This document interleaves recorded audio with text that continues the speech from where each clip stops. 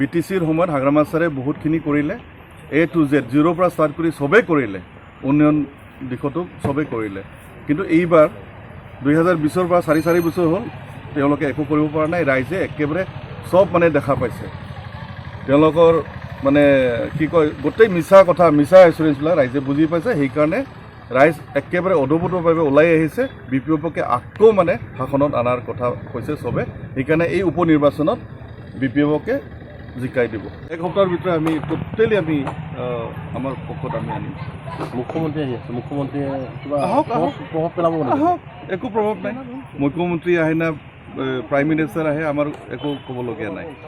তেওঁলোকে নিজৰ কাম কৰি থাকিব আমি নিজৰ কাম কৰি আছোঁ ৰাইজ আমাৰ লগত আছে ৰাইজৰ মৰম আমি পাইছোঁ গতিকে যিমানে ডাঙৰ ইয়াতে কেম্পেইনাৰ নহওক কিয় আমি এইটো একো চিন্তা কৰা নাই দাদা আপুনি কি ক'ব ইয়াত কি নিশ্চয়লৈ আপুনি এতিয়া প্ৰচাৰ চলি আছে আৰু এই সমষ্টিৰ কাৰণে কোনটো প্ৰায়ৰিটি দি আপুনি কাম কৰিব বা কি বাৰ্তা দি আছে ৰাইজসকলক চাওক ইছ্যুটো একেবাৰে ক্লিয়াৰ বিটিচিৰ সময়ত হাগ্ৰামাৰ ছাৰে বহুতখিনি কৰিলে A to Z জিৰ' পৰা ষ্টাৰ্ট কৰি চবেই কৰিলে উন্নয়ন দিশতো চবেই কৰিলে কিন্তু এইবাৰ 2020ৰ পৰা 4 বছৰ হ'ল তেওঁলোকে একো কৰিব পৰা নাই ৰাইজে একেবাৰে সব মানে দেখা পাইছে তেওঁলোকৰ মানে কি কয় গোটেই মিছা কথা মিছা এচুৰেঞ্চবিলাক ৰাইজে বুজি পাইছে সেইকাৰণে ৰাইজ একেবাৰে অদভূতভাৱে ওলাই আহিছে বিপিএফকে আকৌ মানে শাসনত অনাৰ কথা কৈছে চবে সেইকাৰণে এই উপ নিৰ্বাচনত বিপিএফকে জিকাই দিব বিচাৰ প্ৰধান কুমাৰ বৰুৱাই কৈছে যে হাগ্ৰামা মহিলা চুপাৰমেন এই কাৰণে তেওঁলোকে কেম্পেইনত নামানে হাগ্ৰামা ছাৰ কেম্পেইনত নহাৰ কাৰণে তেওঁলোকৰ কি হেডেক হৈছে হাগ্ৰামা ছাৰ একেবাৰে ওপৰত থাকি পেলাই আমাক চবে সদায় গাইডেঞ্চ দি আছে আমাৰ লগত সদায় কণ্টেক্টত আছে আমি তেনেকুৱা ডাঙৰ মিটিঙো লোৱা নাই তেওঁ নিজৰ কাম কৰি আছে আৰু আমাৰ মাজত আৰু বহুতো নেতা আছে চবে কাম কৰি আছে এইটো ইছ্যু হ'ব নালাগে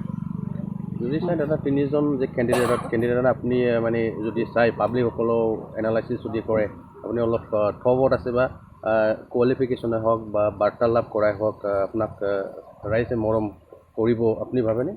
আপোনালোকে এইটো কথা কৈছে ন thank you for that thanks for the complimentary ৰাইজে বিচাৰিছে ৰাইজে সেইটো দেখি আছে এণ্ড ডেটছ ট্ৰু আৰু যে কংগ্ৰেছৰ কেণ্ডিডেট সঞ্জীৱ ৱাৰীয়ে কৈছে যে বিপিএফ এতিয়া বিপিএফ আৰু UPPL BJP হয় যে BPF এতিয়া এছেম্বলিত আছে ইয়াৰ কাৰণে BPFও BJPৰে হয় এই কথা কৈছে আপুনি কি ক'ব এইবিলাক বেছলেছ ষ্টেটমেণ্ট পলিটিক্সৰ নামত ইমান মানে বেয়া কথা কোৱা মিছা কথা কোৱা বেছলেছ কোনো বেছ নোহোৱা কথা কোৱা এইবিলাক আমি ভাল নাপাওঁ আমি তেনেকৈ নকওঁ কাকো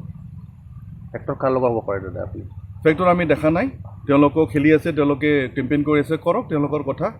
আমাৰ চলি আছে মেজৰিটি ভোটো আমি পাম আমি জিকি যাম কিমান মাৰ্জিন আপুনি জিকিব মাৰ্জিন একজাক্টলি মই নকওঁ কিন্তু ডেফিনেটলি বেলেগতকৈ আমি বেছি পাম এতিয়াই ডিছক্ল'জ কৰিলে চব কথা যদি ডিছক্ল'জ কৰোঁ এইটো বেয়া কথা হ'ব সঞ্জীৱ বৰুৱাই কৈছে যে BPFক কঠিন হ'ব বুলি কৈছে কংগ্ৰেছৰ প্ৰাৰ্থী দিয়াৰ কাৰণে কেণ্ডিডেট দিয়াৰ কাৰণে BPF কি কৈছে সঞ্জীৱ বৰুৱাই কৈছে BPF কঠিন হ'ব বোলে কঠিন হ'ব আমি জিকি অহাটো কঠিন হ'ব তেওঁ হয়তো কি এছেছমেণ্ট কৈছে তেওঁলোকৰ কথা এইটো ৰাইজেহে ক'ব না 23 নৱেম্বৰত দেখা যাওক ৰাইজে কি ডিচিশ্যন লয় 23 নৱেম্বৰত ওলাই যাব স্পষ্টভাৱে